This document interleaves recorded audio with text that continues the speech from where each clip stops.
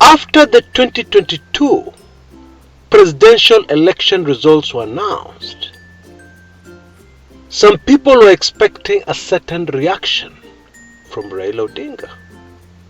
It didn't come. Instead, Raila went silent, and his silence was very loud.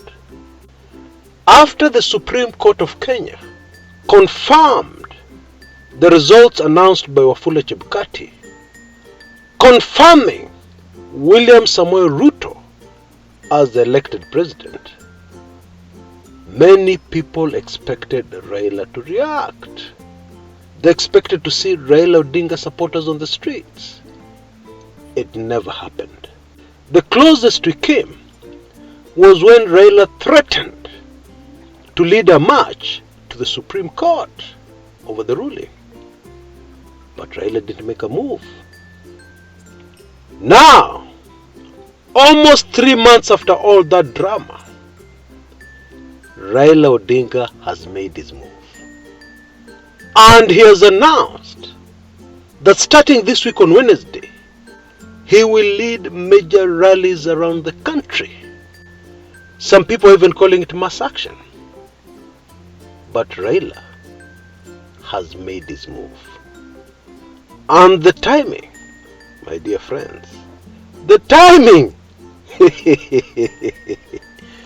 What? The Grand Master of all Grand Masters of political chess has made his move. Now I appreciate the fact that many who are listening into this may be completely lost. Hey Chris, what's all the drama about? Kwani iko nini? And I totally understand. Believe me, I totally understand. Because if in 2017 you were 15 years old, and today you're about 20 years old, and you're a leading political analyst, and you're trying to analyze Raila Odinga moves, I pity you. It is very difficult for you to see anything. Although shortly, it will be crystal clear to all Kenyans. Very shortly, trust me. On my show today, I analyze this latest development, what it means, what will most probably happen, and what the government's reaction is most probably going to be. Although that last one, I'll do in a subsequent video. Yeah, the video following this particular one. So look out for it. Now, it is very important that we all understand that Raila Odinga is not Kalonzo Musyoka. It is extremely critical for us to understand that Raila Odinga, with all due respect, is not William Samoei Ruto. This is a man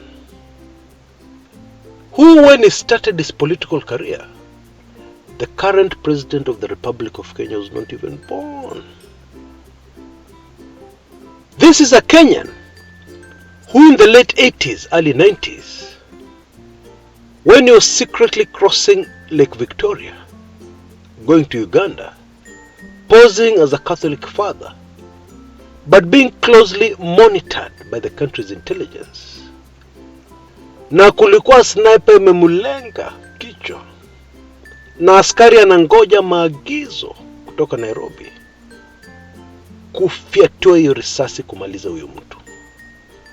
When all that drama was unfolding, many of our loudest political commentators and analysts were not even born.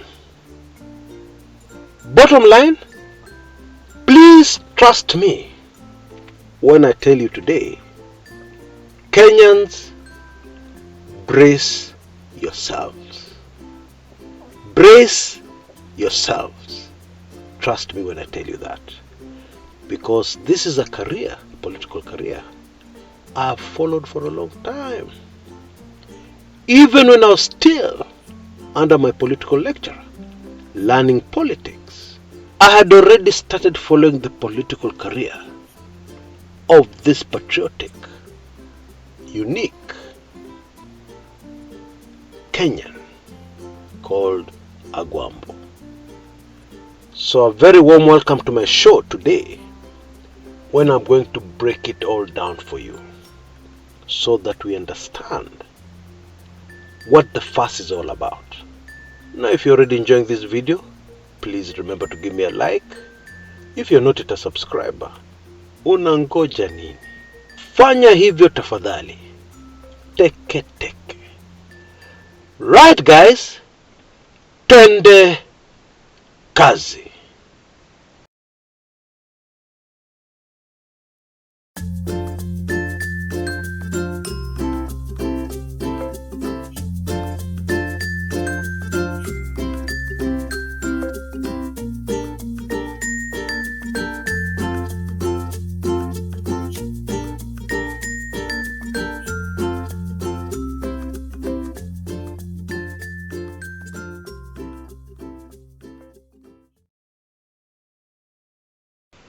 Now, before we get down to it, don't you think it's a good idea for us to listen in to exactly what Raila Odinga is saying in his own words, himself, live?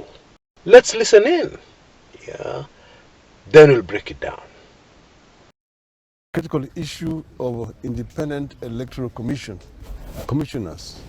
As you know that this regime, which came into power through the rigging of the elections, is now hell-bent in trying to send home the commissioners who stood firm on the platform of the truth. And we have said that this is not going to be acceptable. The people of Kenya will not accept it because it is now known worldwide that these people lost elections badly and that they told these elections. But now we cannot accept that on top of that they will add insult to injury by sending away these other commissioners and then imposing on Kenyans a user-friendly commission to them. This is not acceptable. And therefore we have said we are going to consult widely with the people of Kenya. We will begin in Nairobi on Wednesday. We will have a meeting with the people of Nairobi at Kumekucha grounds to ask them if they accept that these commissioners should go home. We will then do the same thing in Mombasa. We do the same thing in Nakuru. We do the same thing in Kisumu. Do the same thing in Kakamega. Because an independent electoral commission is the referee. It cannot be appointed by a player. So we will not allow the Kumekucha regime to impose a commission on the people of Kenya. Now, for somebody sitting in a comfortable office somewhere in Nairobi, in front of their computer, or sitting at home in front of their laptop and having fun, or maybe you're a paid blogger, you're paid to make comments on social media, you're a UDA propaganda peddler, it is very easy for those Kenyans to wish away this game-changing political development. Yeah, with something like, oh, Kenyans are tired, oh, there's no Kenyan who's going to demonstrate, etc., etc. And many of them are doing this without even analyzing, because I believe that is where everybody should start, without even analyzing what is at stake here for both sides in this political battle, in this battle for the minds and souls of Kenyan voters. I have really looked and I've searched everywhere, and not a single analyst yet has sat down to tell us what is at stake here. What is so important about these 4 commissioners who President Ruto and his handlers are very determined should be removed? And on the other side, Raila Odinga and Azimio are very determined they should not be removed. What is the issue here? These are just 4 commissioners. Kwani iko nini? Well, I suggest to take a seat, because what I'm about to tell you will blow your mind. Now let me take you back to what the 4 dissenting IEBC commissioners told Kenyans. They told us Wafula Chebukati kept them in the dark. He did his own tallying, locked up in his office with a few people. The main point here is that these 4 other commissioners were totally in the dark about what went down with the tallying of the presidential election results 2022. Now, we all know that Wafula Chebukati should have already left the IEBC offices to go on his last leave. Yeah, because his term is ending. He is not coming back. So when you leave the office in this manner, what do? You take the keys to your drawer, you hand them over to the person who's taking over from you, which in this case would be who? It would be the second in command at the IEBC, that lady called Madam Cherera, who happens to be amongst the 4 controversial IEBC commissioners. So Chebukati should have called her into his office and told her, as you know, my term has ended. Here are the keys to the safe. Here are the keys to the server. Here are the keys to etc. etc. And then ordinarily, Wafula Chebukati should have put his hands in his pockets and walked out whistling into the sunset. But surprise, surprise, the guy is still there. Why? Why should he still be there? And at the time when he's still there, we now have a very spirited effort to make sure that the person Chebukati hands over the key to is not one of those 4 commissioners who said, no, we don't agree with these results. Now, let me give you another quick example. You've been in an office and you've been involved in 1, 2, 3, which may get into trouble. You know, there's some things that cannot be deleted. There's some things that cannot be destroyed by a fire. Some documents. And maybe those documents will nail you. So you hang in there, waiting to ensure that the person who takes over from you, umemuona kando. You've had a discussion with them. Yeah? So that when they come in, they know what they're going to find and they know what they're going to do with that information. I'm sure you get what I mean. Let me cut to the chase. It appears that if Wafula Chebukati walks out today and is forced to hand over to somebody as the interim chairman of the IEBC, kutakuwa shida. That's really what it is. And it seems on the other side of the political divide, a man called Raila Odinga knows this. He has this information. And that would explain why Raila Odinga is very suddenly very busy and is very determined that under no circumstances should that happen. Under no circumstances should those 4 leave and Wafula Chebukati hands over to somebody else. No, no, no, that cannot happen. And on the other corner of this boxing ring, President William Samoei Ruto is saying, no, no, no. There is no way Wafula Chebukati can hand over to the Cherera Four. No, no. I think now you're beginning to get the gist of what I'm saying. But let me simplify it further.